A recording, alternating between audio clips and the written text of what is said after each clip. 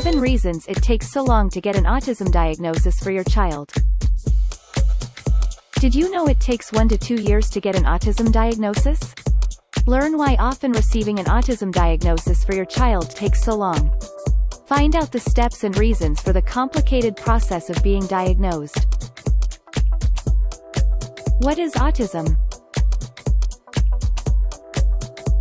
Autism, known as Autism Spectrum Disorder, ASD, is a developmental disability.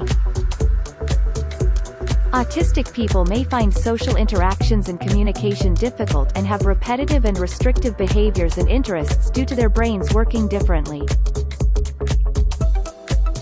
This very short description doesn't do autism justice because it is a complex condition. Most of the time, it is diagnosed in childhood. It is often when the first signs appear. Nearly everyone who received an autism diagnosis for them or their child can agree that it is a very long process. In this video you can learn about 7 reasons why it takes so long to get the diagnosis for your child. 1. It is a complex condition with different symptoms. Autism is not easy to define or describe with just a few words. It is diagnosed based on several symptoms, some of which must be present, and others might or might not be there. Symptoms must cover 2 areas. The first includes problems with social communication and interaction. The second area covers restrictive and repetitive behavior patterns. Let's break it down. Social communication deficit symptoms is needed to diagnose autism. Language. The child may lack it, might be non-verbal, or their language might be delayed. When we talk about language, we think about receptive and expressive language. Receptive is what the child understands, and expressive is what the child produces, simply, their speech. Non-verbal language, there is a lack of, or delayed and inappropriate facial expression, body language, gesture, or eye contact. Reciprocity. A child might have a problem with initiating and following conversation and its unwritten rules. They might have problems with taking turns in a conversation. Restrictive and repetitive behavior problems are being obsessed with specific topics or objects or places. Stereotyped, self-stimulating behaviors like stimming, echolalia, repeating words or phrases, or lining up objects. Obsession with rituals and routines. As you can see, the symptoms, although thrown in 2 separate categories, might be different from each other. Not all of them have to be present, and there is guidance and tools to establish what number of symptoms and from what categories are needed to meet the diagnosis. 2. Different diagnostic guidance. We already established that autism is complex, but professionals don't go around diagnosing whatever they feel might be autism. They must adhere to guidance. Simplifying it drastically, they take the guidance containing the symptoms and tick the boxes. Then they check if they have the required amount of ticks to establish the diagnosis. In reality, this process is quite long and complex. The guidance, the manual, and the essential reference all professionals turn to is the DSM-5. DSM-5 is the Diagnostic and Statistical Manual of Mental Disorders, 5th edition. Another one that professionals use, instead of or together with DSM-5, is ICD-10. ICD-10 is the International Classification of Diseases 10th revision. Numbers 5 and 10 show that these documents are revised and edited every few years. For example, the previous version of DSM had Asperger's syndrome as a separate condition. But today, it no longer exists, and people diagnosed with Asperger's syndrome are now considered to have autism. Since the manual's last revision, the autism spectrum has become more extensive and includes more symptoms of autism. There are several essential requirements for ASD diagnosis. I mentioned the first 2. Deficits in social communication and restrictive and repetitive behavior. 3. Symptoms must persist. Both DSM and ICD guidance state that not only does the child have to present a certain amount and type of symptoms, but they also have to persist. The symptoms have to be ongoing and last for some time. Usually, it is at least 6 months. So if your child has just started presenting unusual behavior, the doctors will want to wait to see if the behavior stays, changes or goes away. It may make the whole process longer. But children develop at a different rate, and sometimes they might seem behind their peers with their development but later quickly catch up. The doctors want to rule this out and wait and see if the symptoms persist. 4. Symptoms must cause impairment. As you can see, there have to be certain symptoms, and they have to be ongoing. But also, according to DSM-5, they must cause significant impairment to the person's life and functioning. What does it mean? Have you heard a proverb, if it ain't broke, don't fix it? If the symptoms do not cause the child problems and do not interfere with their daily life, they might be just signs of something else. Or maybe this is the way your child develops. But, yes, a 7-year-old, completely non-verbal child will have their life affected because of their communication problem. This period of assessing how symptoms affect someone's life may make the whole diagnosing process longer.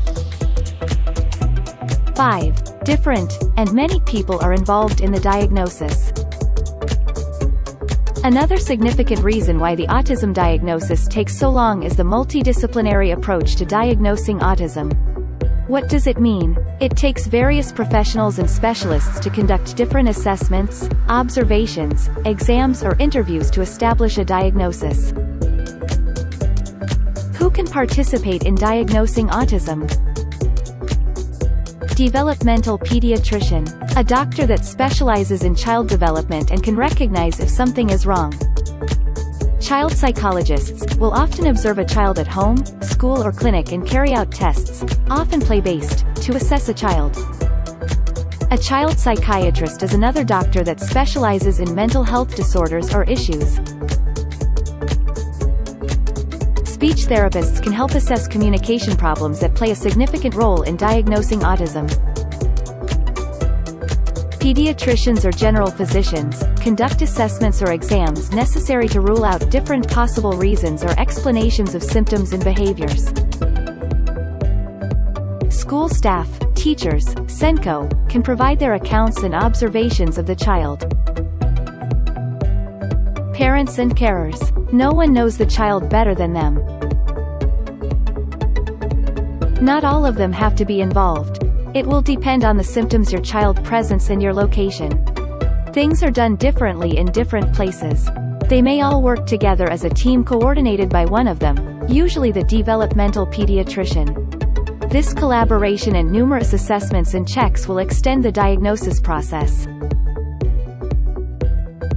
6. Different assessments in different places. The doctors and other professionals involved must carry out different tests, exams, interviews, and assessments to diagnose your child. They may do it over several appointments at different clinics.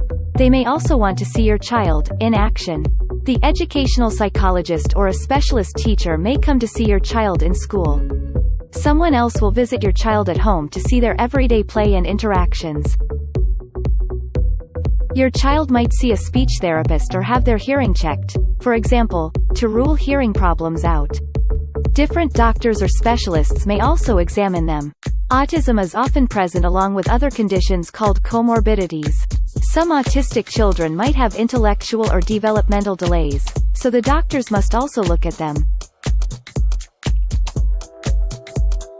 All these appointments, checks, visits, talks and sessions will happen over time, which is why it takes longer to get an autism diagnosis.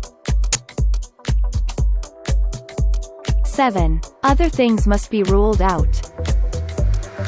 Another requirement to diagnose autism that will contribute to long waiting time is that the other possible reasons and causes of the symptoms have to be ruled out. DSM-5's last criterion for the diagnosis is that symptoms cannot be explained by something else. These other conditions can be developmental delays or genetic problems, for example.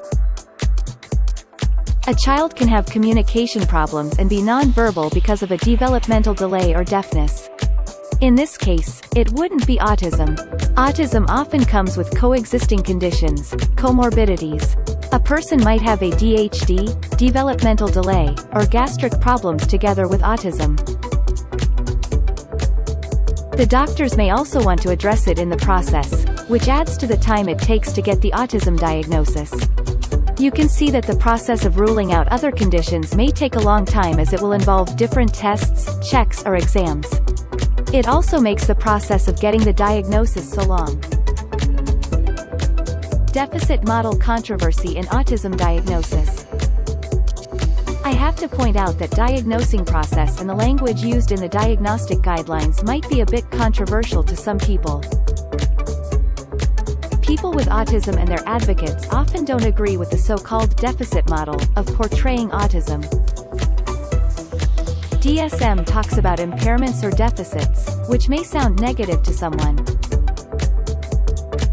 Many autism advocates see autism not as an impairment, problem, or issue that needs fixing but as a difference. Some people with autism don't want to be fixed or cured or to have therapy because they do not see autism as an illness or a problem. It is essential to keep it in mind. People's approaches and opinions may vary, but the voices of those affected should always be heard and considered.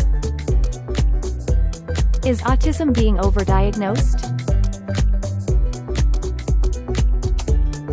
Some people might argue that autism is overdiagnosed. With 1 in 54 diagnosed with autism, it seems like we all know someone affected. There are different reasons why so many people have been diagnosed with autism lately. First of all, it is the DSM again. With the last update in 2013, the criteria to meet autism diagnosis changed. Now the spectrum covers even more symptoms. It is because we know more about it now. More conditions recognized as something else before, now qualify as autism. Another reason might be that growing autism awareness makes people more likely to spot the signs of autism early. I hope you can understand now why it often, if not always, takes a long time to get an autism diagnosis. It is a complex condition that requires assessment and analysis by various professionals. It is done over time, on multiple occasions, and is all part of the process. And what are your experiences with obtaining an autism diagnosis for your child? Let me know in the comments. Thank you for watching. Don't forget to like and subscribe to the channel. Visit our website, allspecialneedsnow.com.